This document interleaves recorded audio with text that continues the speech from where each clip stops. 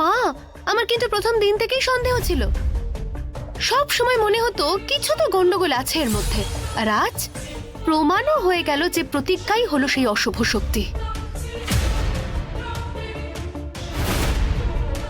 ভরা মণ্ডপে তো সবার সামনে প্রেমকে বিয়ে করলো, আর আমরা কিছুই করতে পারলাম না। এই রকম অশুভ শক্তি এত বড় ছলনা করতে পারে?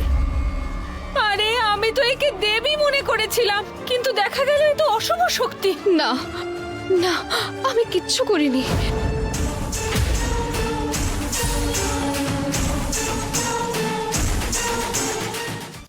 যদিও স্বর্ণমোহিনী শক্তি জেগে ওঠে, তাহলে তো ও আমাকে ধোঁয়া করে উড়িয়ে দেবে। তাই একটু দেরি না করে একে ওই রানী কর্ণমোহিনীর দেওয়া কাল কঙ্কন পরাতে হবে।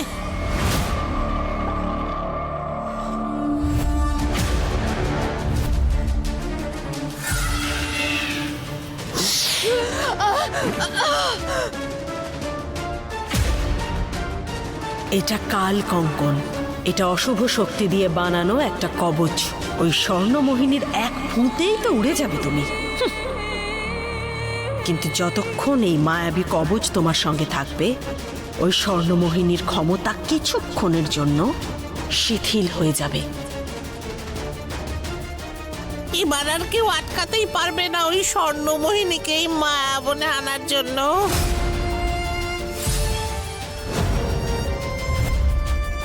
প্রেম প্রেম পরিয়ে দিলাম সোনা। তুই ধুন্দক বাবার জালের মধ্যে আছিস। বলে দে, কোন অশুভ শক্তি রে তুই? বলে দে, কোন অশুভ শক্তির রূপ রে তুই? বলে দে। সব মিথ্যে। আমি কিচ্ছু করিনি। আমি প্রতিজ্ঞা, এই বাড়ির বউ। আরে এই ভোলাভালা সহজ সরল মানুষদের ঠকানো বন্ধ কর। হয় নিজের সত্যি বল, নয়তো শেষ হয়ে যাবার জন্য তৈরি হ।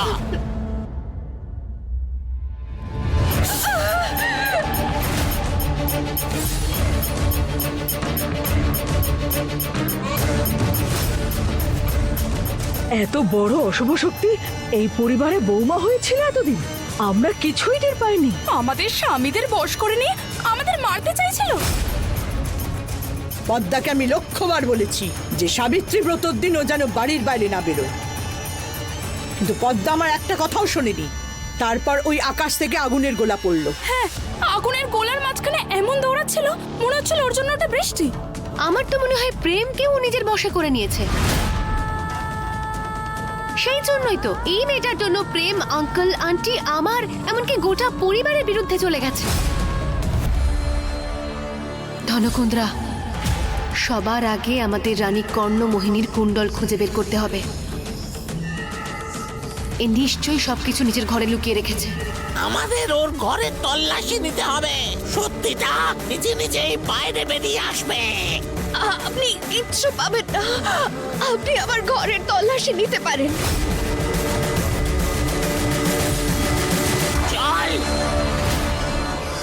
ভালোই হয়েছে প্রেম এই মুহূর্তে বাড়িতে নেই, না হলে আমার গোটা প্ল্যানটা চৌপাট করে দিত।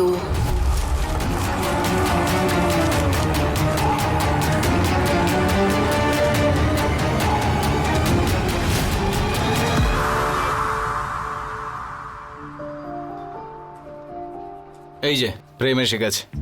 কাকা, একটা চা বানাও। কি ব্যাপার প্রেম দাদা, দোকানে দাদুর পেন্টিংটা দিয়ে এলে? হ্যাঁ হ্যাঁ, সত্যি যদি এমন দোকান থাকতো যেখানে মাথা ঠিক করা যেত, ওই প্রতিজ্ঞার মাথাটা নিতাম আর ওখানে গিয়ে ঠিক করিয়ে নিতাম। জানি না হঠাৎ করে কি ভূত চাপে ওর মাথায়। আরে ঠাকুরদার ছবিটা পুড়িয়ে ফেলতে চাইছে। কি? হ্যাঁ। কাকা, গরম না, ঠান্ডা চা দাও। সবসময় ইয়ার কি না ভাল লাগে না। কিন্তু কি হয়েছিলটা কি? প্রতিজ্ঞা বৌদি দাদুর পেন্টিং পুড়িয়ে দিতে চাইছিল কেন? এই ছবিটা হলো একটা পথ অশুভ শক্তি পর্যন্ত পৌঁছানোর। আমি কি করে জানবো? বলছিল নাকি ওই ছবিতে কালো শক্তি, কালো ছায়া। ছবিতে? দাদা, বৌদির কথা কিন্তু তুমি এভাবে অবিশ্বাস করো না। আরে আমরা যে জেন্টসটা রয়েছে না, আমরা একদম লজিক দিয়ে ভাবি, কিন্তু মেয়েরা না একদম মন থেকে ভাবে। সেই জন্য না ওরা সেই সমস্ত জিনিস দেখতে পায় যেটা আমরা জেন্টসরা দেখতে পাই না। আচ্ছা, তোকেও তাহলে দেখাই কি? অশুভ শক্তি না, মানে প্রতিজ্ঞা যদি এরপরও এরকম কিছু দেখতে পায় না, তাহলে আমি বলে দেবো সবার আগে তোর জন্য নিয়ে আসতে। এই তুমিও না দাদা, সব সময় আমার পেছনে লাগো তুমি। এই না, আর এই তোমার বিবাহিত জীবনের রাগগুলো না আমার উপর তুলতে এসো না তুমি। যা ইচ্ছে তাই বলে যাও তুমি। কারণও তোর মতো ফালতু কথা বলে না ভাই। যখনই ভাবি না যে সবকিছু ভুলে নতুন জীবন শুরু করি, প্রতিজ্ঞাকে ক্ষমা করে দিই, মন থেকে ওকে একটা সুযোগ দিই, তারপরে এমন কিছু একটা কাজ করে আর আমার সব প্ল্যানে পুরো জল ঢেলে দেয়। যা খুঁজি তাই পাই, কুয়াশা ধোঁয়ার ছাই, কালো ছায়া সরবে আর অশুভ শক্তি মরবে।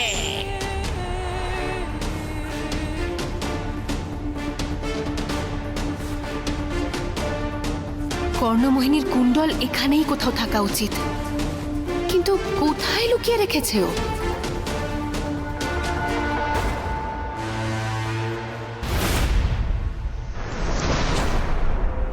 এসব কি? এটা আমার নয়, এটা শুনছো?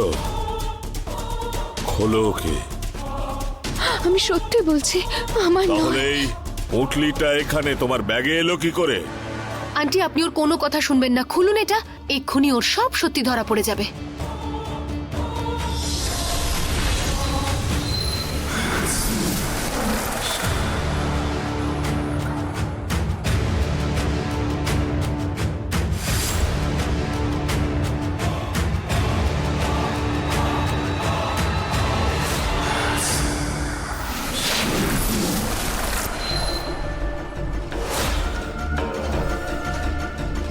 আন্টি, ও ও তো শুধু অশুভ শক্তি নয়, বরং অশুভ শক্তির ভান্ডার। আপনি আর কি প্রমাণ চান? আর কি জানার বাকি আছে বলুন তো? যদি ওকে আরো একটা সুযোগ দেওয়া হয়, তাহলে আমাদের সবাইকে জ্যান্ত খেয়ে নেবে। তাই এই বাড়ি আর শহর থেকে এই মেয়েটাকে বের করে দাও। না। প্রেম, এখানে আমায় কেউ বুঝতে চাইছে না। আপনজনও আমার শত্রু হয়ে গেছে। এখন একমাত্র তুমি আমায় বাঁচাতে পারো।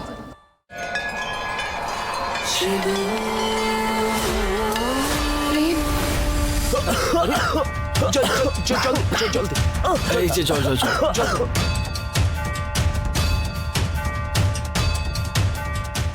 কি হয়েছে দাদা? সব ঠিক আছে? জানি না ভাই, আমার এমনটা মনে হলো যেন প্রতিজ্ঞা আমাকে ডাকছে। ও আবার কোনো বিপদে পড়েনি তো?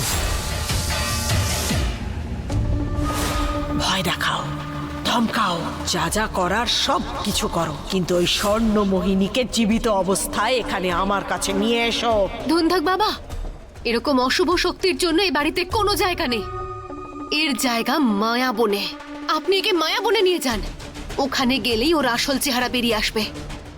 আর তখনই আমার বাড়ি, আমার সংসার আর এই শহর ওর অশুভ শক্তির হাত থেকে বাঁচবে। ঠিক আছে, চলো